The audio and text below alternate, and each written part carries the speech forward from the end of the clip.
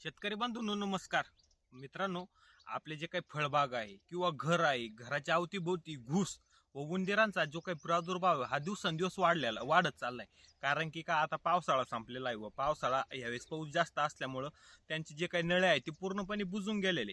मित्रांनो, आपले जे काही फळबागात व आपल्या भुसार पिकामध्ये डाळिंब म्हणा किंवा पेरू म्हणा किंवा मोसंबी म्हणा, त्याच्यात जे काही उंदर घुस आहे त्यांचा प्रादुर्भाव हा दिवसेंदिवस वाढत चाललेला आहे. तर मित्रांनो, आपल्याला उंदराचा हा प्रादुर्भाव कमी करण्यासाठी काय उपाययोजना केल्या पाहिजे किंवा असे कोणते प्रभावी नियंत्रण आहे ते आपण उंदीर व घुशीचं प्रमाण कमी करण्यासाठी वापरू शकतो. सविस्तर माहिती आपण मित्रांनो या व्हिडिओमध्ये बघणार आहोत. त्याचबरोबर ती जे काही मी तुम्हाला 2-3 पद्धत ज्या सांगणार आहे त्या कमी खर्चिक आहे आणि त्यांचा फायदा तुम्हाला 100% होऊन जे काही उंदीर व घुशीपासून तुम्हाला 100% नियंत्रण हे मिळणार आहे.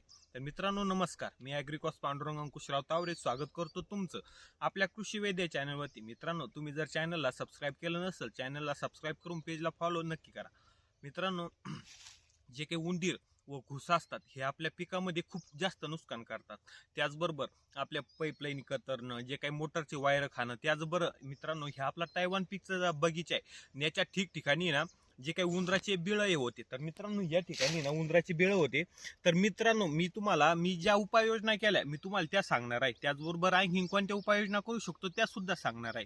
तर मित्रांनो हे उंदराचा प्रादुर्भाव या झाडामध्ये झाल्यामुळे ना 4-5 ठिकाणी ना आपले जे काही झाडं आहे ते पूर्णपणे मिळालेले होते. कारण की उंदीर काय करतात, मोसंबीच्या बगीच्यात किंवा पेरूच्या बगीच्यात किंवा डाळिंबाच्या किंवा मोसंबीच्या बगीच्यात ना त्याच्यामध्ये नळे पाडतात झाडाखाली आणि त्याची जी काही मुळे आहे ती पूर्णपणे कट करून टाकतात. तर मित्रांनो जी मुळी कट केली जाते तिथून आहे ना त्याच्यावर बुरशीचा प्रादुर्भाव होतो आणि ते झाड पूर्णपणे मरून जातं. तर मित्रांनो हे जे उंदीर असतात ते आपल्या जे काही पीक आहे त्याच्यात खातात कमी पण नुकसान जास्त करतात. जर त्यांनी 10% पीक खाल्लं तर ते 90% नुकसान करतात. तर मित्रांनो आपल्याला त्यांना नियंत्रण कसं करायचं, तर मित्रांनो त्यांना नियंत्रण करण्याआधी आपल्याला सर्वात महत्त्वाचं त्यांची जे काही मेंटॅलिटी ते समजून घेणं खूप महत्त्वाची. त्याचं कारण कसं, तर मित्रांनो उंदीर एक असा प्राणी आहे. तर मित्रांनो त्याला समजा एखादा आपण विष टाकलं साधं, त्याला ते समजा त्याला ओळखू आलं हे विष आहे, तर मित्रांनो तो कधीच त्या विषाला शिवत सुद्धा नाही.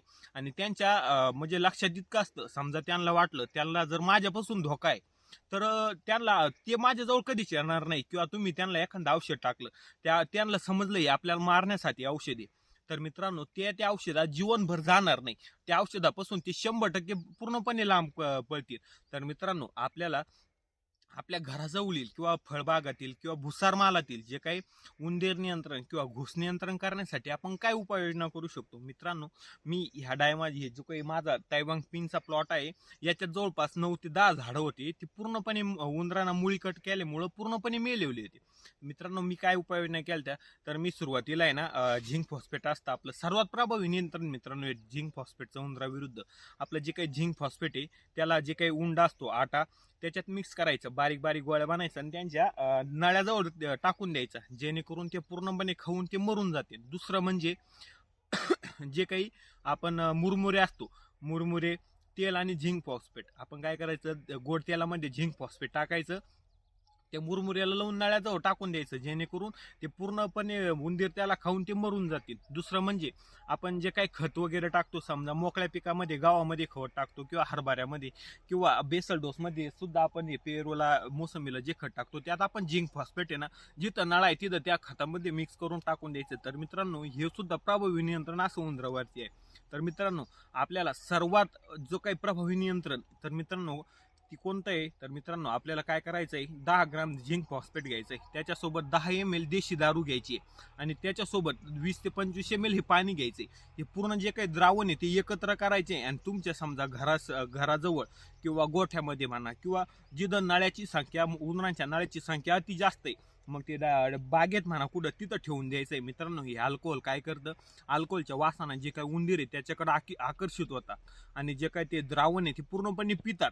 आणि मित्रांनो तुम्हाला 2 ते 3 दिवसात जे काही ते उंदर आहे ते मेलेले दिसतील. तर मित्रांनो हे जे काही झिंक फॉस्फेट आहे तर त्या उंदराच्या शरीरात काम कसं करतं, की मित्रांनो जे काही झिंक फॉस्फेट आहे ते आतमध्ये जाऊन जे काही फॉस्फिन जो काही गॅस आहे पोटात तो रिलीज करतं आणि ते गॅस रिलीज झाल्यानंतर जो काही उंदराचे जे काही फुफ्फुस आहे ते पूर्णपणे फुगतात. मित्रांनो त्यांना श्वास घेता येत नाही, त्याच्यामुळे ते पूर्णपणे मरून जातात. तर मित्रांनो ह्या काही 3-4 पद्धती आहे या 3-4 पद्धतीपैकी तुम्ही कोणतीही एक पद्धत वापरू शकता मित्रांनो. तुमच्या 100% उंदरील वर घुस जी काही तुमच्या घरातली म्हणा, गोठ्यातली म्हणा किंवा बागातली 100% कंट्रोल होईल.